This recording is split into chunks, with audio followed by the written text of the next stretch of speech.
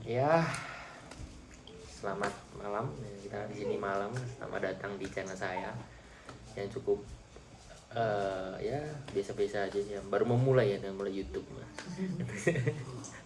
Di sini saya akan mewawancarai sebuah apa ya, seorang seorang duko dari dari dari apa ya, dari desa Kabregan ya, yang namanya Pak Duko siapa? Pak Duko. Ya ini Pak Duko, perkenalkan nama Anda Pak Duko.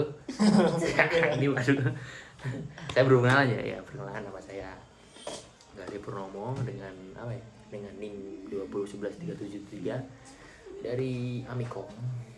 Mau mewawancarai Pak Duko buat tugas gua sih sebenarnya. Tapi nggak apa-apa, ini kan sharing-sharing aja sih.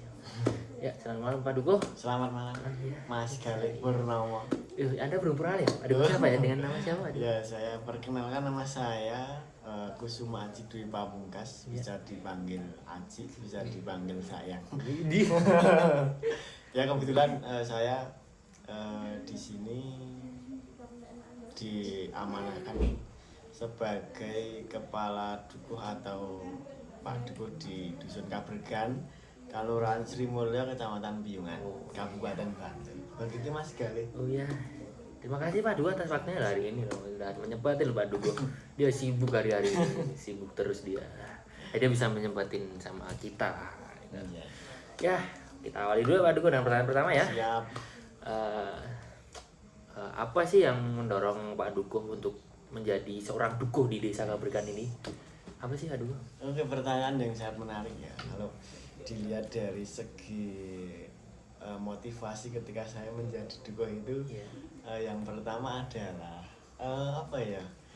Ketertarikan saya pada dunia perpolitikan ya. Karena saya masih muda dan kebetulan tes sebagai pamong itu kan sekarang tidak berupa pemilihan suara. Tapi itu dipilih dengan cara ujian. Jadi ada beberapa ujian yang berkaitan dengan teknologi, baik itu dengan beberapa aplikasi yang ada di komputer ya istilahnya. Iya, komputer ya, Ada benar-benar Microsoft Word, Microsoft Excel, nanti juga menghitung dari ketika kita di perdukuhan itu kan pasti akan membuat suatu pembangunan fisik ya Mas. Oh iya benar. Nah, pasti itu kan pasti itu. Itu pasti membutuhkan sebuah hitung-hitungan yang pas. Jadi kita diujikan itu sebagai ujiannya adalah Microsoft Excel. Jadi ketika itu kan saya juga tertarik karena pemilihannya itu menggunakan sistem ujian, jadi saya tertarik. Selain itu juga begitu. Oh seperti itu Pak. Iya. Cukup menarik juga ya. Oh iya. Oh dia dukunya baru muda. Umur berapa sih Pak Duko sekarang? Saya kebetulan umur 22 tahun. Masih muda tahun kan. 22 seumuran sama saya, tapi saya 22 sama. 21 lah. Seperti itu. Kita lanjut ke pertanyaan kedua aja deh sekalian lah. Untuk visi misinya apa sih Pak Duko untuk jadi dukuh itu? Ketika dulu saya visi misi ketika saya jadi dukuh itu kan yang pertama adalah visi saya itu membangkitkan atau memajukan perdukuhan Kabregan itu baik dari segi pembangunan fisik maupun mentalnya. Kemudian misi saya adalah bermitra dengan pemerintah kalurahan, baik kalurahan, pemerintah daerah maupun pemerintah pusat untuk membangun suatu pembangunan fisik maupun mental sosial di masyarakat. Kemudian yang poin kedua adalah bekerja sama dengan kaum akademisi atau sivitas akademi untuk membangunkan baik kalau kaum akademi kan istilahnya kaum intelektual ya. Jadi itu kan bisa dimanfaatkan dari segi ilmunya nanti untuk pembangunan fisik di perdukuhan kami dan tentunya dengan pembangunan mental agar kedepannya anak-anak muda itu siap dengan di era globalisasi pada sekarang. Seperti itu visi misinya.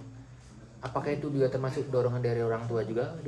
Kalau dorongan orang tua kemarin itu ketika saya sedikit cerita ya. Ketika saya mencalonkan sebagai kepala dukuh itu istilahnya cuman mencoba-coba. Jadi ketika saya lulus kuliah dulu sempat mendaftar beberapa instansi dan itu belum jadi rezekinya, terus saya ada buka lowongan pamong, jadi dari kelurahan kok sepertinya menarik dan kerjanya itu kan kalau di perdukuhan itu kebanyakan tentang kepemimpinan dan leadership. Dari situ saya tertarik menjadi untuk mencalonkan diri di sana.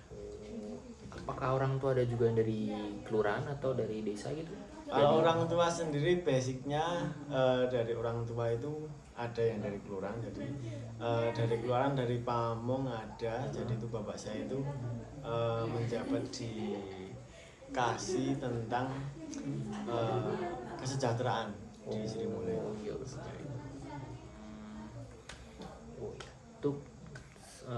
Untuk perasaannya gimana Pak sekarang, kayak udah menjadi dukuh nih? Gimana perasaan orang tua, perasaan orang sekitar, perasaan Anda gimana? Iya.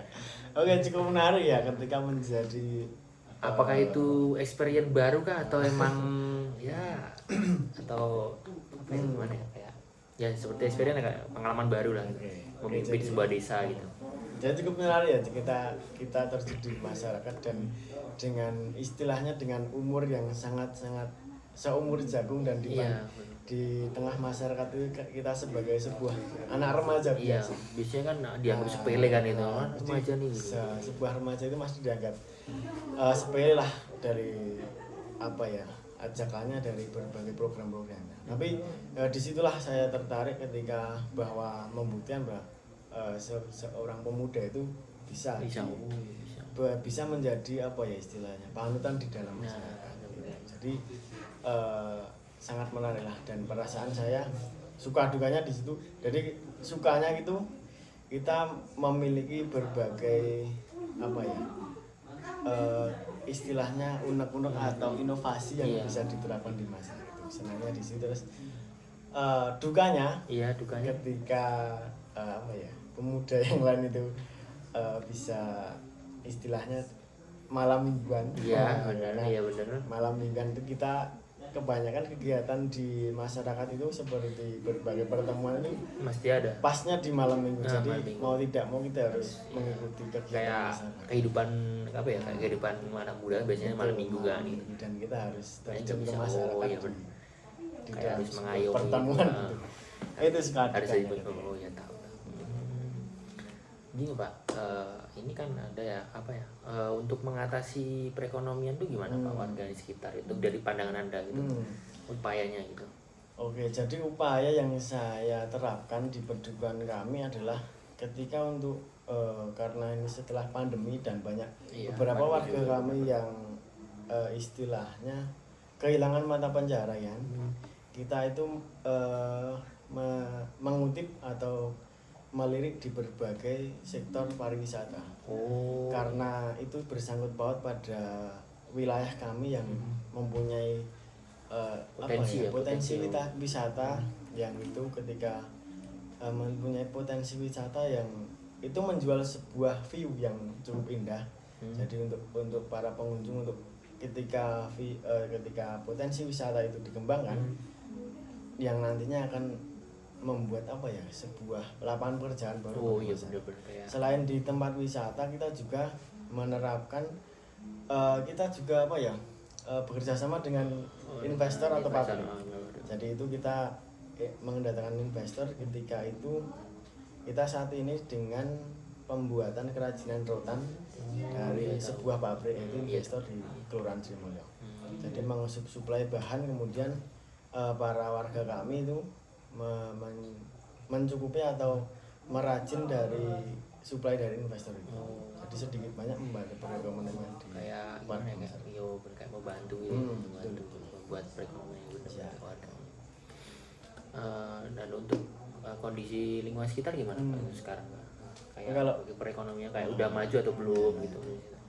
Kalau perekonomian di perdukuhan kami masih dikatakan kelas menengah ya. Jadi belum istilahnya belum perdukuhan maju, tapi masih berkembang lah. Dari berbagai dilihat dari kegiatan masyarakat juga masih banyak sebagai petani tradisional dan beberapa peternak.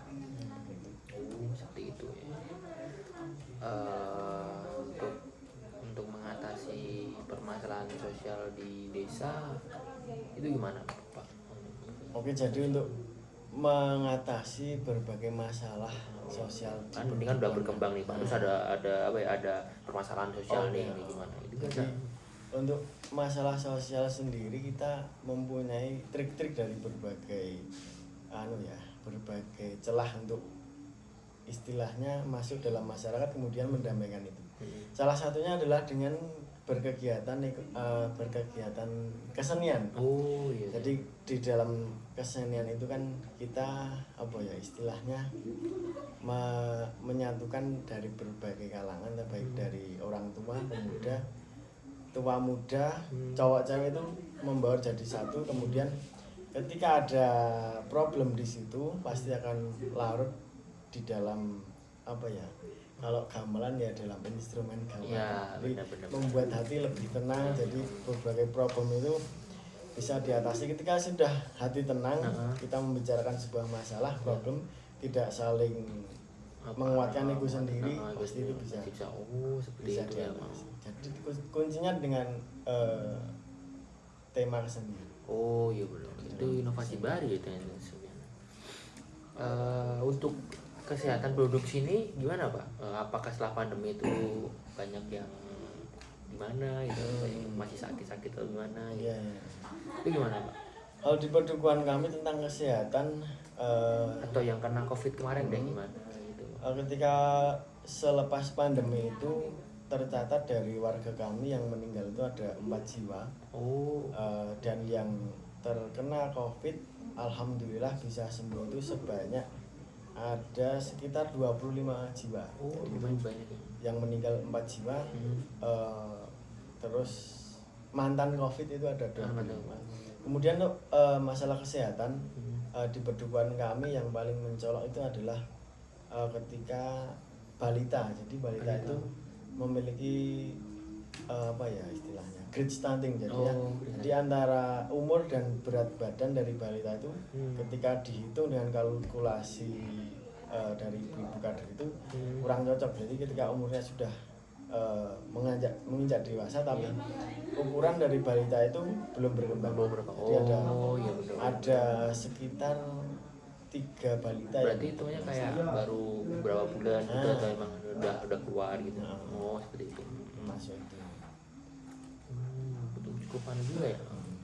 Kalau untuk ini Pak, kalau semisal ya ini ada penyakit kronis nih, ada yang memiliki penyakit kronis nih. Terus cara mengatasinya gimana Pak? Kalau dari desa gitu Bapak? Kalau untuk warga kami yang terkena penyakit kronis kebanyakan adalah usia manula, jadi usia lanjut. Iya. Jadi ketika ada warga kami yang mengidap penyakit kronis, yang kami andalkan adalah ibu-ibu kader. Jadi sangat banyak manfaatnya ketika kita mempunyai ibu-ibu kader yang aktif. Oh iya. Jadi channel dari berbagai kesehatan, puskesmas maupun rumah sakit itu kuncinya ada di ibu-ibu kader. Tentang KB, tentang penyakit di masyarakat dan berbagai problematika kesehatan pasti kita menyangkutkan kepada ibu-ibu kader. Oh iya benar, tahu. Sepertinya cukup itu dulu lah Pak, pertanyaan kayak udah semua deh Pak itu. Kayak udah gini aja kan, untuk kedepannya gimana Pak? Untuk Bapak kayak ada proker atau ada gimana gitu, gimana? Untuk kan Bapak kan masih muda kan Pak. Gimana? Jadi untuk kedepannya harapan kami di kehidupan kami itu kan harapan yang sangat besar adalah memiliki penduduk yang siap dalam menghadapi era globalisasi, baik dari segi manapun, kesehatan, sosial, ekonomi pastinya. Kemudian tetap tidak meninggalkan apa itu kebudayaan di perdukuhan. Jadi antara globalisasi dan kebudayaan bisa sama-sama sejajar. Kayak gini Pak, kayak wong Jawa jangan bilang Jawa nih lah gitu, kayak seperti itu. Meskipun kita di dalam era globalisasi. Penting kita tuh masih orang Jawa gitu. Ya, terima kasih Pak Dugo atas waktunya malam hari ini. Saya malah nggak enak ya nih bentar. Ini nggak ada minumnya Pak Dugo. Saya mau minum. Di bawah. Kayaknya itu banyak deh. Boleh lah Pak, boleh. Boleh kan. Iya, terima kasih. Terima kasih Pak Dugo juga udah menemani saya berwawancara pada malam hari ini ya. Kita syutingnya malam, syuting malam. Terima kasih semuanya. Sampai jumpa di next episode. Besok kita harus mencari Pak Dugo lainnya yang masih muda sepertinya.